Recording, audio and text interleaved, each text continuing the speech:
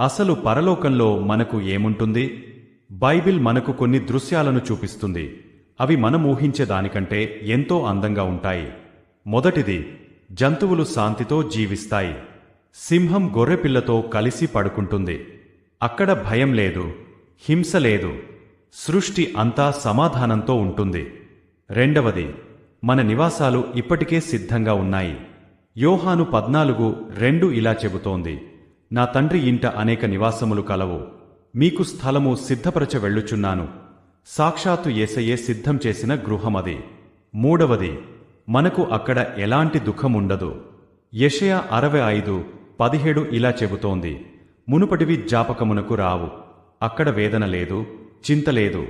మహిమ మనకోసం వేచి ఉంది కాబట్టి ఈ లోకంలోని కష్టాలను మనం తలచుకోము. నాలుగవది, మనం రాజుగారి బల్ల దగ్గర కూర్చుంటాం. లూకా 22:30 ఇలా చెబుతోంది, నా రాజ్యములో నా బల్ల యుద్ధ మీరు అన్నపానములు పుచ్చుకుంటారు. అది సంతోషాల విందు, కృపతో కూడిన విందు. పరలోకం అనేది కేవలం ఒక కల కాదు, అది ఒక వాగ్దానం.